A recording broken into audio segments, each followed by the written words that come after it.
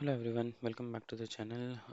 एक और banking stock Yes Bank, जहाँ पे for all reason many of the people are stuck बहुत टाइम से।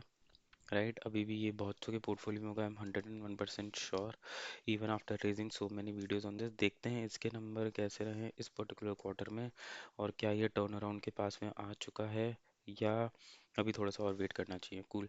सबसे पहले क्योंकि बैंक की बैलेंस शीट है तो सेल्स दिखेगा नहीं, इंटरेस्ट हमको दिखेगा, तो सबसे पहले उसको एनालाइज करते हैं कि मेन कोर बिजनेस में इनका इंटरेस्ट कितना अर्न हुआ है।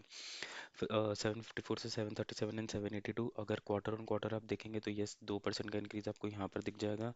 बट अगर आप इसे ईयर ऑन ईयर कंपेयर करेंगे, ईयर ऑन ईयर अगर आप इसे कंपेयर करेंगे तो अप्रोक्सीमेटली आपको नेगेटिव दिखेगा, 3 से 4% का यहाँ पर नेगेटिव दिखेगा। तो यहाँ पर आपका ग्रोथ है, इनकम फ्रॉम द लोन्स है, इन्वेस्टमेंट्स है, that is particularly the same thing, but यहाँ पे स्लाइड प्रेशर है टॉप लाइन पर कि वो अभी तक उस लेवल पे नहीं पहुंचा है। ठीक है। नाउ टोटली इनका डायरेक्टली टोटल इनकम पर आ जाते हैं, जिसके अंदर इनका रेवेन्यू फ्रॉम इंटरेस्ट इनकम आ जाएगा, आपका अदर इनकम ऑन इन्वेस्टमेंट हो गया, जैसे आपका ट्रेजरी, एफएक्स, ट्रेडिंग। राइट, ये सब सेट ऑफ बिजनेस सारा इंक्लूड करके जो non core expenses, non core income हो गया, वो भी उसको उसी के अंदर इंक्लूड करके आ जाएगा। यहाँ पर भी आप देखोगे तो द इंक्रीज इज 917, 912 एंड 934 को ईयर ऑन ईयर अगर आप इंक्रीज देखोगे, so that is not good. वो अभी भी यहाँ पर कुछ 2% के आसपास का आपको डिप ही दिखेगा, और क्वार्टर ऑन क्वार्टर देखोगे तो आपके पास 2% के आसपास का आपको पॉजिटिव दिख जाएगा। सो ठीक है, वो अपन कंसिडर फिर भी कर सकते हैं। नाउ लेट्स एनालाइज इनके एक्सपेंसेस कैसे रहे हैं, that is interest expenses and operating expenses mostly on the line of it. अगर आप यहाँ पे देखोगे तो ये तो फ्लैटिश ही है नंबर क्वार्टर ऑन क्वार्टर पे, और 286, 234 यहाँ पे कुछ 7-8% का आपको यहाँ पर इंक्रीज दिख जाएगा। नाउ मोस्ट इंपॉर्टेंट थिंग जो एक बैंक की बैलेंस शीट में हम देखते हैं, दैट इज प्रोविजंस। ये कितना इन्होंने करा है, यहाँ पर अगर आप देखोगे तो इन्होंने बहुत प्रोविजंस कट डाउन कर दिए हैं। दैट इज बेसिकली प्रोविजन क्या होता है, मनी केप्ट असाइड होता है आपका कोई भी बैड लोन्स के लिए। अगर आपका असेट क्वालिटी आपको लगता है in the near future is not good, अगर कोई कॉर्पोरेट डिक्लाइन होने वाला है, उसकी अर्निंग्स इतनी अच्छी नहीं होने वाली है, उसके लिए आप जो प्रोविजन आप बनाते हो। ओके, यहाँ पर अगर आप देखोगे सो ये मैसिव ड्रॉप है, 41K से 2169, लाइक 100% से भी ज़्यादा का इन्होंने यहाँ पर ड्रॉप कर दिया है। और ईयर ऑन ईयर भी देखोगे तो आप 100% से ज़्यादा का इन्होंने यहाँ पर भी ड्रॉप कर दिया है। So that's a very strong positive. अगर आप प्रोविजनिंग कम कर रहे हो, that mean the reliability on the quality of the loan that you are giving is very good. ठीक है। नेट प्रॉफिट पर आ जाते हैं। नेट प्रॉफिट भी इनका बहुत अच्छे से ग्रो हुआ है। अगर अपन क्वार्टर ऑन क्वार्टर की बात करें तो 64% का, 65% का आपको यहाँ पर दिख जाएगा, या 64-65% नहीं, 65, तो ये आपको अप्रोक्सीमेटली 45% का आपको यहाँ पर दिख जाएगा, 45 to 50% का। और 61 से 95, सो अप्रोक्सीमेटली ये 55-56% का आपको यहाँ पर दिख जाएगा। ठीक है।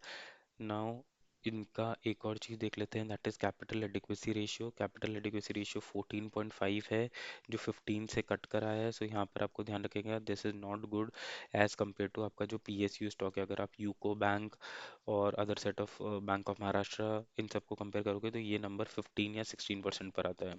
मूविंग अहेड, इनका एनपीएस देख लेते हैं, and percentage of NPAs are stable and percentage of gross NPAs are also declining, so ये भी एक पॉजिटिव ट्रिगर है। ठीक है।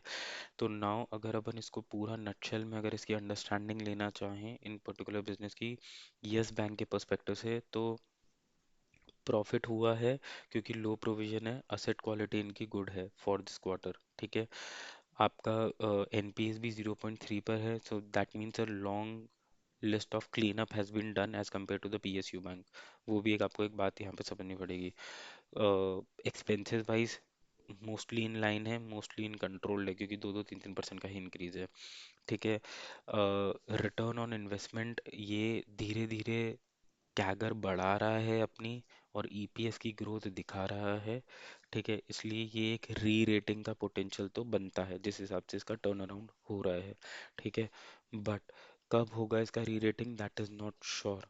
Okay, you can definitely keep this stock in radar, but do not make a heavy investment till the time a proper clarity on the strategy नहीं आए, क्योंकि हो सकता है over the period of time जो भी 10-15 बैंक ने इसके अंदर इन्वेस्ट करा था, जिसमें आईसीआई, एसबीआई, एचडीएफसी जो भी थे, वो अपना स्टेक सेल करने की कोशिश करे किसी प्राइवेट इक्विटी को, when the business has been streamed line.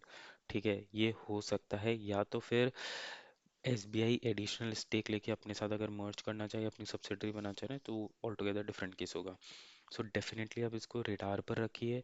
I am not suggesting any कि आप अभी के अभी जाके इनका प्रॉफिट बहुत अच्छी तरीके से ग्रो हो गया है, प्रोविजन बहुत अच्छे से हो गया है, तो आप इसको इन्वेस्टमेंट स्ट्रैटेजी बनाएं, but only keep it on a radar. Analyse कीजिए, ओवर द पीरियड मॉनिटर कीजिए, एंड देन देखिए आपकी इन्वेस्टमेंट स्ट्रैटेजी के अकॉर्डिंग ये फिट होता है या नहीं। So hope you like this video, please like and subscribe.